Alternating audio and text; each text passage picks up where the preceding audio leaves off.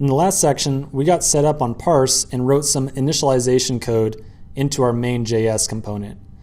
In this section, we'll complete the Parse integration by also installing the client-side Parse library. Remember, Parse is a service that replaces the need to create a conventional backend. We're going to use it to give our users access to the ability to sign into and out of our application, but we can also use Parse for many other functions that would normally be reserved for a full backend API. Alright, so onwards.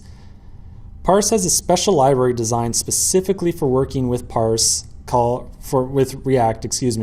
called somewhat unoriginally Parse React. We can find documentation and installation instructions by searching on GitHub for Parse React.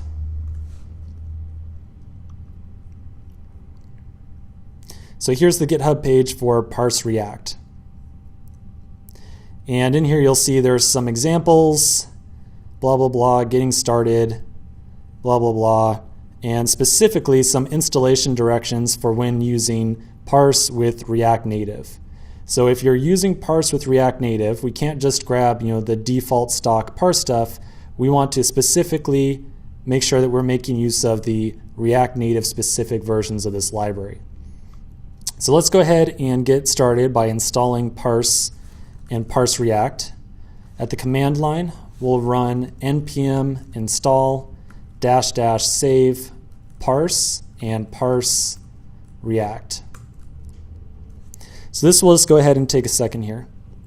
One thing to be very much aware of is in this section, for this particular app, we're only going to make use of Parse. We're not going to make use of Parse React, but on subsequent, any subsequent use of Parse, we will definitely be making use of both of them.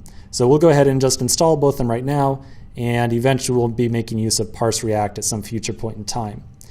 So you might ask the question, okay, well, there's Parse and there's Parse React. What the heck's the difference?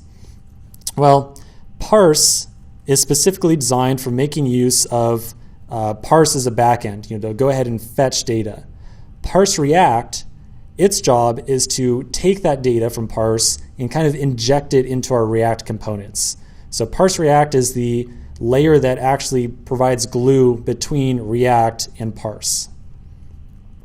Okay, so now that we've got Parse installed, we can go ahead and get started with importing it or making use of it inside of our application.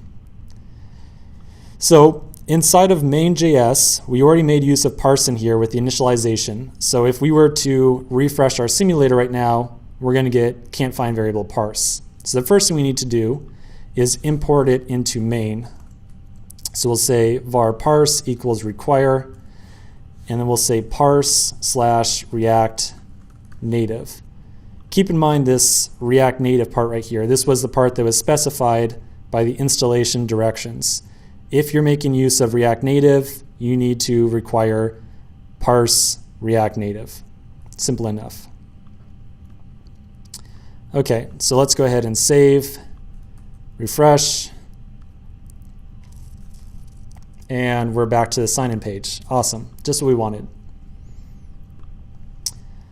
Okay, so we can now make use of Parse within our application because we have installed the library, we've required it, and we've initialized it here. So a bit more on Parse in general. When I mentioned earlier that Parse supports user authentication, it really does handle it like a normal backend API would. Parse hosts a data store specifically for our application that records a list of all of our users who have signed up with the application.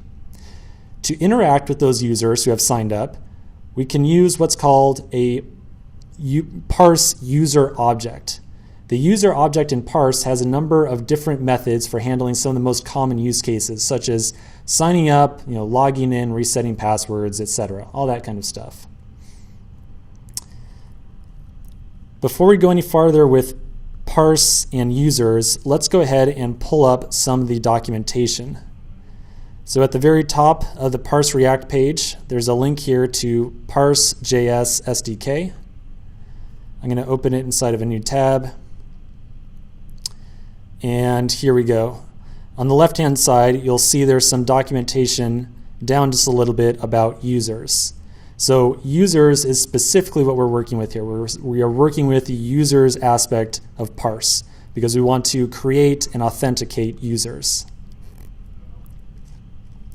So if we click on users, you'll see that there's a lot of stuff that looks like exactly what we want to do. We want to be able to sign a user up, and we want to be able to log them in. So I'm going to go ahead and click on the logging in section here. And it says, to go ahead and log in a user, you can use the class method login. So we can call parse.user.login. Not that bad, right? We'll give a username, we'll give a password, and then we also give a function to call when the login is successful and one to call when the login has failed. So like, say when the user enters incorrect username and password, that would be the fail case here. So this is kind of why parse is so great. To log a user in, this is it. That's the whole shebang right there. Not a whole bunch of complicated stuff going on here. Pretty straightforward. So let's go ahead and make use of this. I'm going to go back over to my code editor, bring up the simulator, and we're going to open sign in.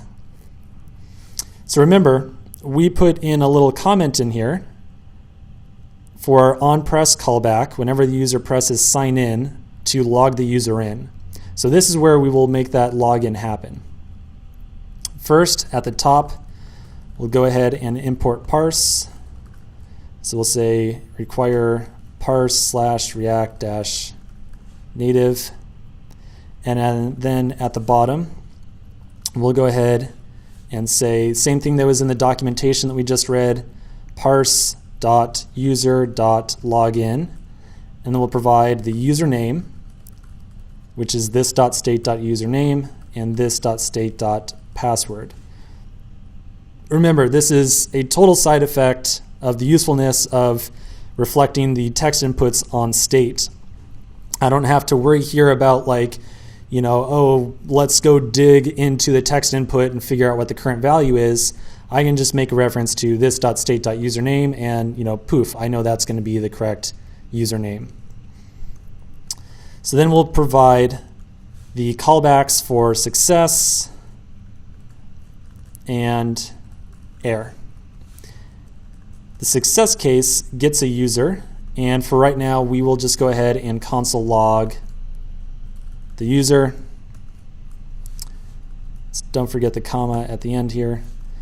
And then if it's a fail case, if they enter the incorrect username and password, we get two arguments, data and error, and we'll go ahead and just console log data and error. Okay, so I'm going to go ahead and save the file. I'll refresh. And I actually just happen to have the developer tools already open here in Chrome. If you don't have them already open, remember you can press Command D and then hit debug in Chrome. So I'm going to refresh here real quick. I'm actually not sure if these are actually, I'm going to restart the debugger here really quick, just in case. Okay, cool. All right, very good. So right now we don't have any users in here. We haven't signed anybody up with our application yet. So really, I would expect typing any username and any password in here to give us an error. I don't have any usernames to try to authenticate against. So enough talking. Let's just go ahead and give it a shot. We got some blah blah blah and some blah blah blah. And I'll click sign in, and we get a parse user back, and we get a parse error. So this is the error case right here. Our parse error has a message, invalid login parameters. In other words, wrong username and password is pretty much it. This user doesn't exist. You entered login information that can't really be used here. Okay, so this is fantastic. What we should do here is make sure that we make use of this error message. Let's show an error message to the user. Let's say, hey, sorry, I know you tried to log in, but that didn't really work. Why don't you retry your username and password and give it another shot here? Let's go ahead and take care of that error message displaying it here on the sign-in form in the next section.